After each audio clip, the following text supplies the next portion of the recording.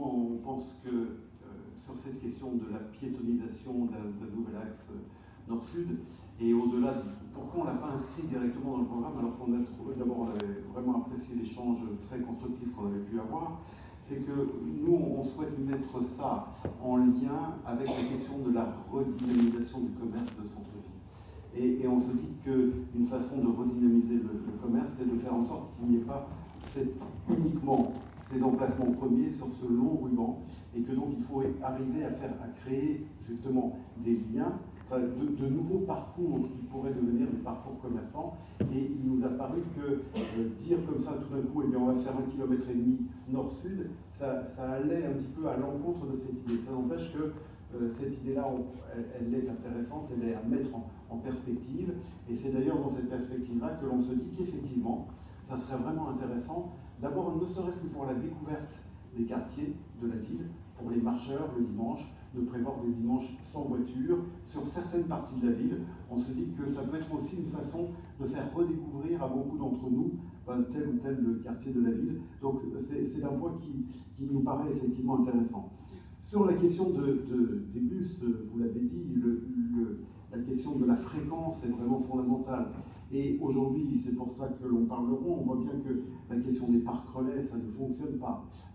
Il suffit d'aller sur place, il y a très très peu de voitures, et très probablement parce que la fréquence n'est pas suffisamment bonne. Nous, on a mis très explicitement dans notre programme que nous souhaitions qu'il y ait un VHLS à minima toutes les 10 minutes, ce qui était d'ailleurs l'objectif initial. Alors là aussi, ça va être peut-être un peu compliqué parce que, enfin en tout cas, c'est pas du jour au lendemain qu'on peut le faire, parce que ça va supposer d'aménager davantage de sites propres, et puis ça suppose aussi d'avoir davantage probablement de chauffeurs. Et donc voilà, c'est un ensemble qui va permettre de mettre tout ça en place. Et j'ai sans doute été trop vite parce que du coup, voilà, les 30 secondes. Et bah, il reste 15 secondes. Mais c'est carrément important. C'est bon. Merci beaucoup.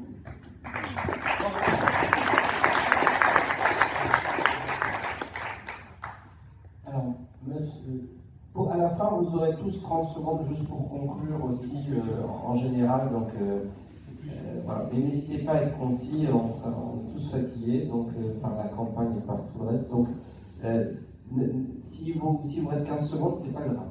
Voilà. Monsieur bien-aimé, alors dans vos réponses sur les blocs 5 et 6, vous avez coché toutes les cases, sauf la première et la dernière. La première étant justement d'étendre des zones piétonnes, avec justement cette proposition de l'axe Citadelle-Cirque. Et la dernière étant rationaliser le stationnement automobile. Donc vous êtes d'accord avec 7 des 9 propositions. Comment souhaitez-vous les mettre en œuvre et pourquoi avoir pas coché, parce que évidemment c'est pas binaire. Donc, vous avez 10 minutes. 10 minutes, c'est ça?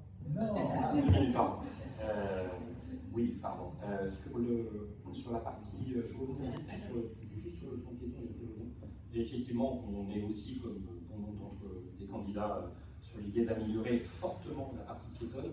Alors pour deux types de publics, nous tous, et puis pas que nous tous, parmi nous, peut-être et certainement des personnes qui sont à mobilité réduite. Et on n'en parle pas assez dans cette campagne. Dans notre programme, on en parle beaucoup, donc je tiens à insister. Ça, c'est un premier élément. Ensuite, sur l'axe dont vous parliez, nous, on n'est pas contre l'idée de réaliser une étude, comme vous l'aviez évoqué. Pourquoi pas? Ensuite, on est très conscient que construire un axe comme celui-ci, ça demande un financement qui est conséquent. Et si on répond à cette demande, il y a forcément d'autres projets qu'on ne pourra pas réaliser. Nous, le focus, il est sur le fait de poursuivre et améliorer la partie cyclable. Le schéma cyclable, on souhaite le mener jusqu'au bout. Comme je le disais tout à l'heure, c'est un travail formidable qui a été réalisé par à la fois le bureau d'études, nous-mêmes et les équipes d'Amiens et d'Amiens Métropole. Sur la partie BHNS et les bus, effectivement, c'est pas parfait. On a une marge d'amélioration. L'objectif, comme le disait Benoît Mercuzot, de 10 minutes n'est pas atteint. Ça sera un objectif à atteindre. Et il y a des moyens à mettre, des moyens supplémentaires. Sur les parkings relais, par contre, je souhaiterais faire une toute petite parenthèse sur les parkings relais. Moi, je ne crois pas du tout dans les parkings relais pour une raison. C'est que la taille de la ville d'Amiens fait que les parkings relais ne marchent pas. Pourquoi? Parce que même si vous avez l'impression d'être dans les bouchons à Amiens, eh bien, aller dans toutes les autres villes de France, les bouchons à Amiens sont des bouchons de relativement courte durée.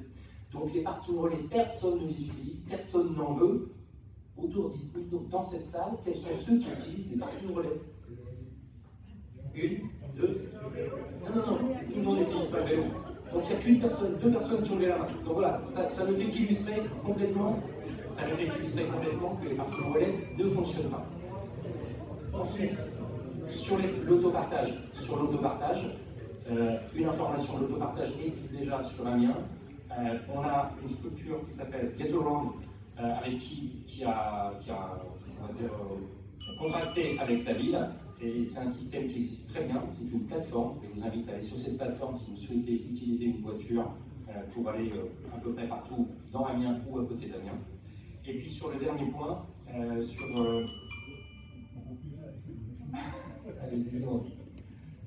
élargir la piétonisation, on y est favorable. Par contre, on a plutôt pour objectif d'élargir la piétonisation sur la partie arrière de la mairie d'Amiens, avec toutes les routes qui sont derrière, de manière à élargir encore cette zone centrale qui fera venir encore plus de monde en centre-ville. Merci beaucoup.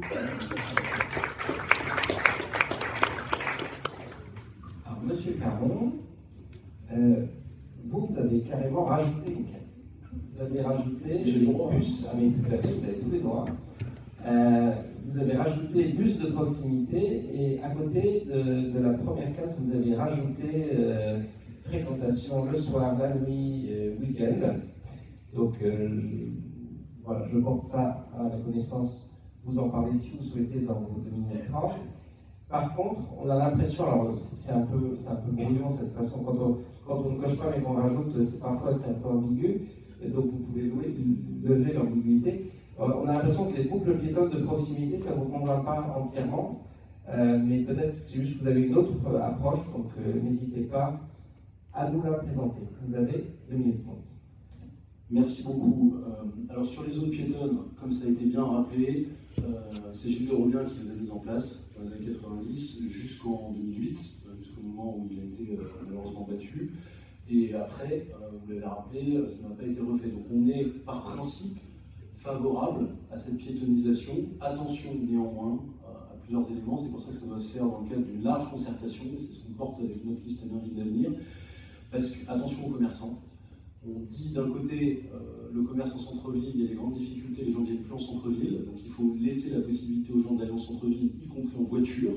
Attention également, et on n'en a pas parlé ce soir, aux soignants. On a également sur notre liste des gens qui sont infirmiers libéraux, qui nous disent qu'ils ont besoin d'avoir accès au centre-ville pour aller soigner, et il y a une population importante en centre-ville, il faut penser à eux.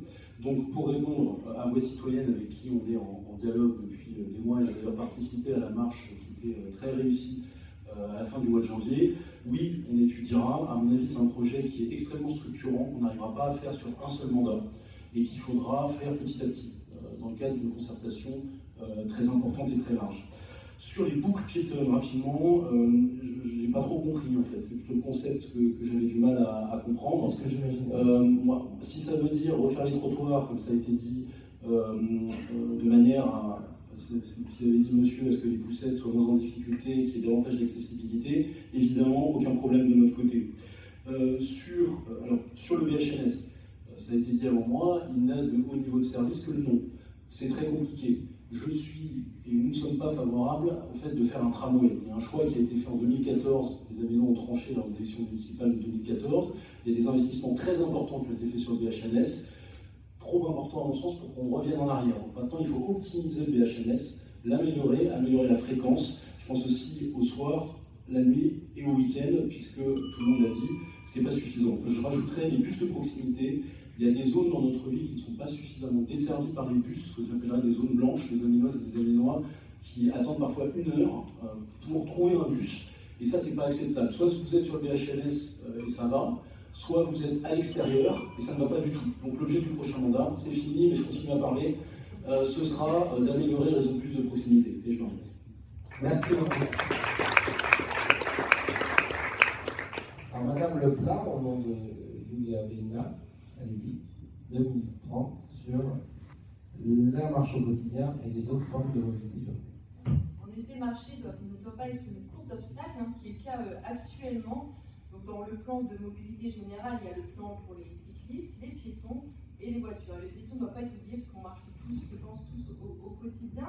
Donc, par des mesures déjà de gestion courante, la ville peut agir. Hein. Je veux dire même que sur la collecte des poubelles, si on les met plutôt le soir que le matin, nos collégiens, nos étudiants, que tout le monde pourra plus facilement marcher. Ça peut paraître anecdotique, mais au quotidien, on le ressent assez facilement.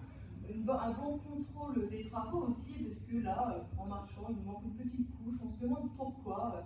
Voilà, un contrôle aussi des travaux réalisés.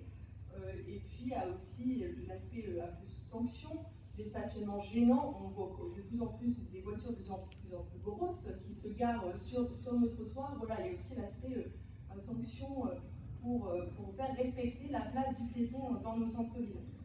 Sur la piétonisation, aujourd'hui, c'est un projet ambitieux qu'on partage plutôt à long terme. Et en effet, il faut voir ça de manière progressive. Aujourd'hui, on propose plutôt la suppression déjà des doubles voies dans les centres-villes, enfin un sens, les mêmes sens de voitures. On se demande pourquoi elles sont là. Et au fil de l'eau, comme ça, la place de la voiture, ils vont se dire il y aura de moins en moins de place et on pourra prendre pour les piétons, pour les voies cyclables, etc. Mais de manière vraiment progressive. Et si on fait par exemple la rue de la République et puis après on fera la deuxième partie parce qu'on est pour l'élargissement de la zone piétonne également aux abords des halles, et puis voilà, progressivement, au fil des années, accompagnant le changement, on pourra aboutir jusqu'à la citadelle. Mais il faut de la progressivité dans tout ça. Voilà ce que je voulais dire. Le Nemo Express aussi, alors les parkings relais entendent que ça ne sert à rien dans notre vie. Alors bien sûr, ça ne concerne pas la Minois à proprement parler, mais plutôt ceux qui viennent de la campagne. Mais ils ont été réalisés, c'est qu'à un moment, il y avait un besoin. Donc nous, on propose le Nemo Express. En tout cas, réessayer, c'est un Nemo où il y a moins d'arrêts, en fait, par exemple, de celui de la Licorne, pour arriver, cirque-gare, pour encourager, en tout cas, essayer, expérimenter. Ça, c'est très important. Donc, ce qu'il faut essayer, c'est parking. Il en existe certains, et puis après, il faut encourager. Et sur le VL Bus, il y a un contrat, oui, il y a beaucoup de choses à faire. Et si on touche actuellement, c'est des avenants, c'est des coûts. Donc, comment on peut adapter avec le contrat existant? Voilà. Merci beaucoup.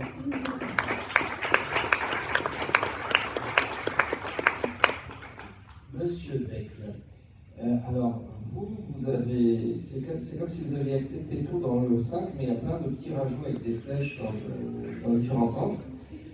Donc sur les zones piétonnes, vous dites ok, mais les voitures continueront d'y rouler.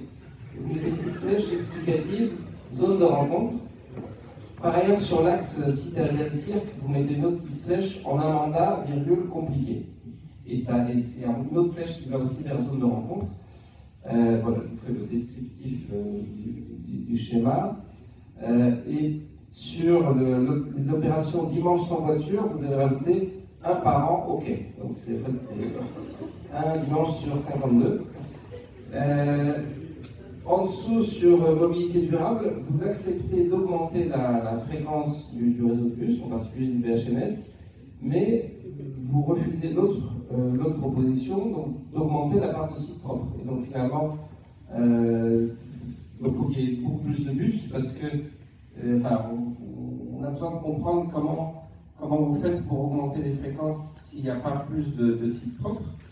C'est techniquement possible, hein, c'est pour bien comprendre ça.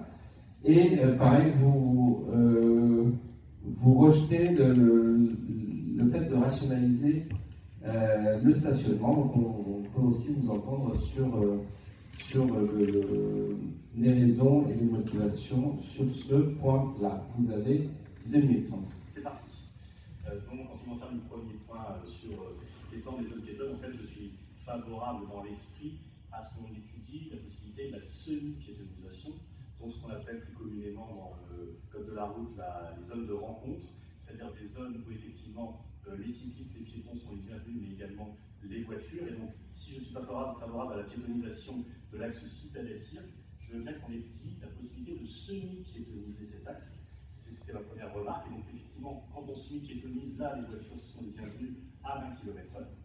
Et deuxième remarque que j'ai faite, c'est qu'effectivement, en un mandat, ça me paraît compliqué parce que, je l'ai dit tout à l'heure, les finances de la collectivité vont être moindres dans les prochaines années. Et donc, sur un mandat, donc selon 6 ou 7 ans, parce que ça peut durer 7 ans pour la fondation, on ne sait pas encore, faire l'axe entier Citadelle-Cirque en piétonisation ou bien en sous-piétonisation, financièrement et sur ce temps aussi court, ça me paraît impossible, mais on peut entamer cette réflexion et cet axe-là. Ensuite, évidemment que je suis favorable au fait de traiter les points noirs piétons, mais encore une fois, en modérant le propos, en disant qu'on ne pourra pas tous les traiter en 6 ans et qu'il faut aller vers cet axe-là. Effectivement, l'opération dimanche sans voiture, une fois par an, me paraît bonne, puisque un dimanche sans voiture, il faut quand même savoir qu'il y a des gens qui travaillent le dimanche, que c'est quand même quelque chose de difficile à organiser, que c'est possible à faire, mais que c'est pas sans conséquence. Ça paraît simple quand on le lit comme ça et quand on le décrit comme ça, mais c'est quand même quelque chose de conséquent un dimanche sans voiture. Donc je suis favorable à ce qu'on fasse une fois par an. Puis après, sur le moyen ou long terme, si on voit que ça prend bien et que ça a énormément de succès, pourquoi pas voir si on va le faire un peu plus longtemps, mais déjà une fois par an pour commencer.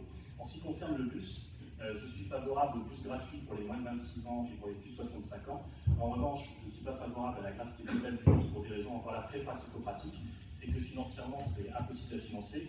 Je suis allé voir sur le site de la Cour des comptes, ça coûterait 4 600 000 € à la collectivité, ce qui n'est donc pas possible très concrètement. Donc bus gratuit pour les moins de 6 ans et plus de 65 ans. Effectivement, faire en sorte que la desserte des bus soit améliorée sur le plan qualitatif, pas forcément sur le plan quantitatif, quoique encore, mais aussi sur le plan qualitatif, notamment dans les zones où on travaille beaucoup comme les zones industrielles nord. Et effectivement, j'ai compris rationaliser davantage le stationnement dans le sens faire moins de places de stationnement. Moi, je suis favorable à ce qu'il y ait plus de places de stationnement en centre-ville dans les quartiers en besoin. C'est pour ça que j'ai préparé cette ligne.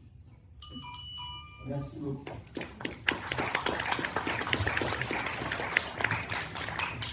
Alors, monsieur Olivier, là, vous aviez mis tout en vert. Du coup, je vous demande quel sera le marqueur et le calendrier de ces grands changements que vous projetez. Je vais pas plagier le grand changement juste à côté. Je commence tout de suite par vous dire, parce que c'est une question qui nous a beaucoup occupé aussi, nous sommes favorables à la piétonisation de l'axe Cirque-Citadelle, puisque j'ai eu l'occasion de participer justement à la fameuse Circadelle. Nous sommes favorables à ce projet-là. On a parlé beaucoup d'aménagements au cours de la soirée, on va peut-être les appeler des aménagements pratiques. Nous, en termes d'aménagement urbain, nous sommes pour un changement complet de philosophie. Plutôt que l'étalement urbain, plutôt que l'artificialisation des sols, plutôt que la construction de 8000 nouveaux logements, nous sommes favorables à la densification, à la réquisition des logements vacants. Je vous parlais des 8000 projets de construction, on a 7500 logements vacants à Amiens.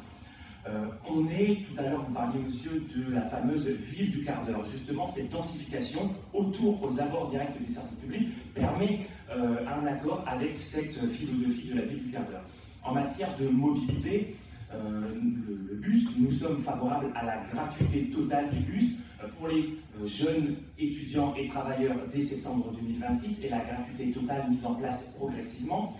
Elle a un coût effectivement. Ce coût, il est financé par l'augmentation de 0,4 points du versement transport. Parce qu'on a posé la question tout à l'heure de qui paye. Mais en général, les personnes qui posent cette question-là sont celles et ceux qui ont un intérêt à ne pas faire payer ceux qui justement ont les moyens de payer un petit peu plus.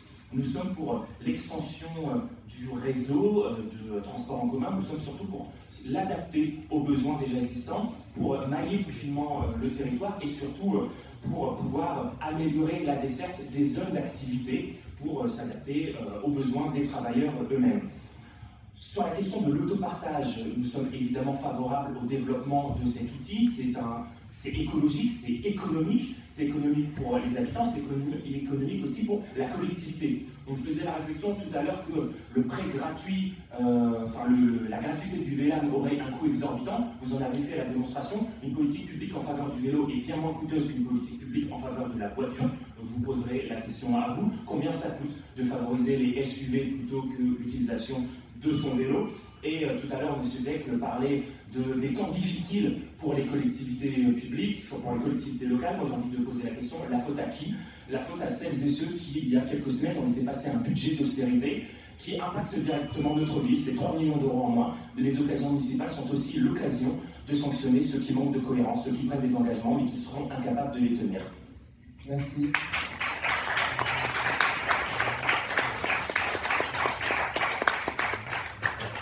Le point dernier pour ce troisième tour de parole avant les conclusions, Monsieur Fauvet. Donc vous aussi, vous avez mis en vert ces blocs 5 et 6, et dans votre réponse libre, vous parlez de mobilité, je cite, choisie et non subie. Et donc par rapport à ça et au reste, quel marqueur de votre politique, non plus uniquement sur le vélo, mais aussi sur la marche et les autres formes de mobilité durable? Vous avez 1 minute 30. Merci bien. On pense qu'il faut changer de paradigme. Et dans les aménagements de la ville, d'autres cas, d'autres villes sont en avance par rapport à nous. Il faut qu'on inverse la place des piétons, des deux roues par rapport effectivement aux aménagements dédiés aux voitures. Que des bateaux systématiques entravent les piétons, que les voitures soient obligées de rester à hauteur normale, et que ce soit les piétons qui descendent ou les vélos. Tout ça aujourd'hui n'est pas satisfaisant, mais en tout cas ne permet pas de mieux partager l'espace. Et en ce sens, les projets de piétonisation sont intéressants parce qu'ils permettent de redessiner un petit peu ces espaces partagés. Peut-être commencer par l'arrière de l'hôtel de ville et puis regarder attentivement et concerter autour de ce projet très intéressant qui va de la citadelle de Cirque. Il aurait aussi l'avantage de décongestionner, je le disais tout à l'heure, la circulation au nord-sud d'avant. Alors, l'inconvénient de ces soirées, c'est qu'elles sont un peu policées et que chacun développe ses arguments sans pouvoir effectivement contredire son voisin. Monsieur Bien-Aimé tout à l'heure se satisfaisait de ce redémarrage brutal depuis quelques mois, de ce plan vélo à 10 millions d'euros qui était en train de changer la donne à Amiens. Mais enfin, de quoi parle-t-on? Les recommandations de la FUE, c'est 30 € par habitant et par an, ce qui représenterait en investissement 5,4 millions dans notre ville, pour qu'on soit effectivement au même niveau d'investissement que les autres villes, en tout cas dans les recommandations qui sont faites. Nous, on n'est même pas à 3 millions dans l'effort surhumain qui a été accompli. Deuxième élément, le bus. Appelons un chat un chat, on parle de fiasco. On nous avait promis 7-8 minutes, c'est plutôt 17 ou 18.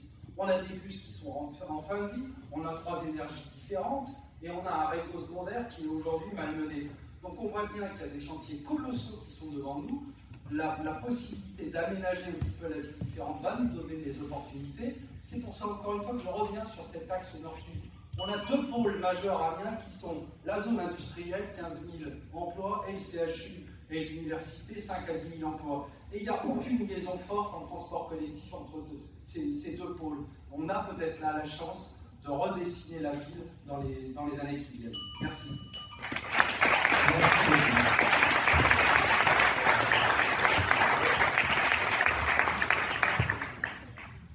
On a commenté désormais, vous avez commenté les trois blocs.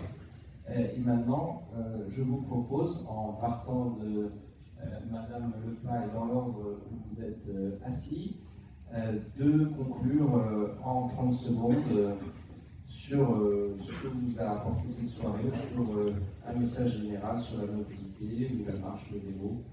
Voilà, vous avez 30 secondes de conclusion, chacune et chacun. On commence par vous, Madame Leplat. Merci encore pour cette invitation et je vous prie de bien encore vouloir excuser Julia Mélina qui était prise par ailleurs. Il faut vraiment partager l'espace public, vraiment, et dans un souci de conciliation, de partage et de cohabitation. Chacun doit trouver sa place à Amiens pour bien y vivre et être en bonne santé. Voilà, je vous remercie. Merci beaucoup. Monsieur Fauvet, on fait dans l'ordre de la table.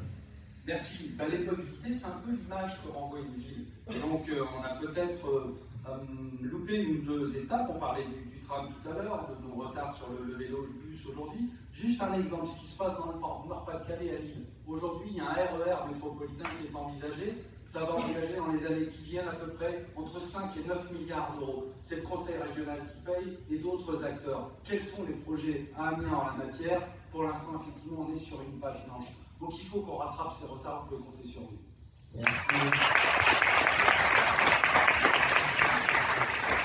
Monsieur Très rapidement, répéter ce que j'ai dit en introduction, à savoir que notre objectif avec la liste de la dynamique, c'est de faire en sorte que la ville d'Amiens soit une ville dans laquelle tout le monde se sent bien, à savoir les cyclistes, les piétons et les automobilistes, et un mot rapide également pour saluer le débat ce soir, qui qui montre que la démocratie à Amiens se porte bien, puisque nous sommes là ce soir. Hier, nous étions avec les membres des comités de quartier. Samedi, nous irons parler culture, et on est avec le relais social également il y a quelques jours. Donc, c'est le plaisir de voir que la population amiénoise et ses différentes structures associatives s'emparent de ces élections municipales.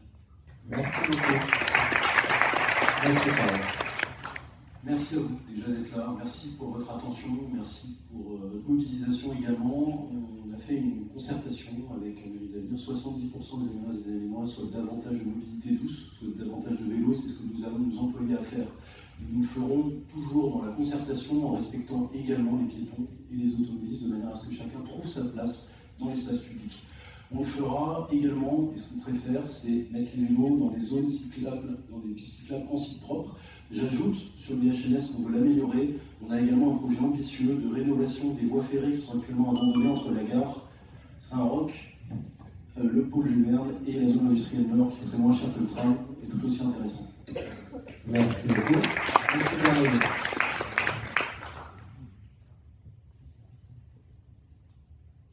Merci à Véloxygène d'avoir organisé cette soirée. Merci à Véloxygène d'avoir accepté de rétablir le dialogue avec nous pendant tout ce mandat. Merci à vous. Et puis, effectivement, c'est un peu policé, et je voudrais répondre à M. Fauré. Alors, ce n'est pas 30 € par habitant, M. Fauré, c'est 37 € que nous avons consacrés par habitant en concernant le vélo. Ensuite, effectivement, attention à ne pas vendre de rêve. J'entends parler de tramway, axe sud-nord, est-ouest. Est-ce que vous savez qu'un tramway coûte 250 millions d'euros par axe? Ça veut dire que si vous chiffrez les deux, c'est 500 millions d'euros. Et pour finir, le budget de la ville, c'est 125 millions d'euros et de la métropole, c'est 125 millions d'euros. Donc comparez 500 millions d'euros, 225 millions d'euros. Moi, je ne vous vends pas du rêve. Nous avons montré que nous étions sérieux et que nous allons continuer à l'être. Merci. Merci encore à vous pour l'organisation de cette soirée. Vous l'avez vu, vous le savez, la question du vélo en ville, c'est une question profondément politique. La question de l'aménagement de notre espace urbain est une question profondément politique. Ces élections municipales sont des élections politiques. Les 15 et 22 mars, du coup, il va falloir faire un choix cohérent. Nous avons un programme de plus de 300 mesures que je vous invite à retrouver en ligne ou venir en discuter avec nous directement sur place, 2 rue des Francs-Mûriers. Nous avons un local de campagne qui vous accueille tous les jours. Et si jamais vous voulez, on se retrouve demain soir à 19h, Score Friand, puisque nous tenons un grand meeting, c'est l'occasion d'en discuter. Je me permets de tricher un petit peu, puisqu'il a beaucoup triché à côté de moi. Et pour conclure la soirée, Monsieur Mercuzzi. Merci de ce débat passionnant. C'est passionnant parce qu'en fait, on dessine l'avenir de la ville et puis en même temps, c'est très compliqué parce qu'on parle du quotidien et on peut fâcher tout le monde. Et du coup, effectivement, on tente plus d'avoir des propos. Voilà. Mais n'empêche qu'il faut vraiment qu'on avance sur ces questions-là.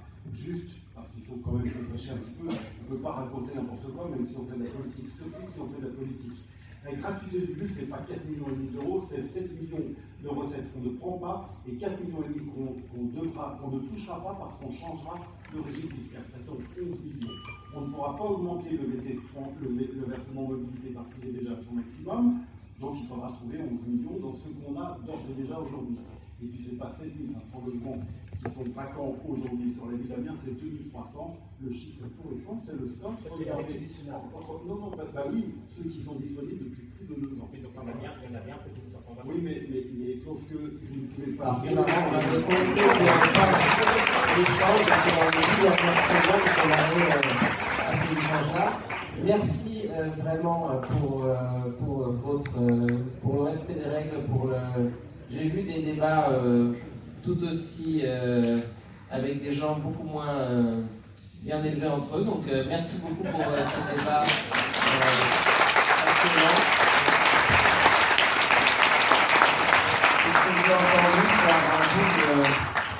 un pour toutes celles et ceux qui sont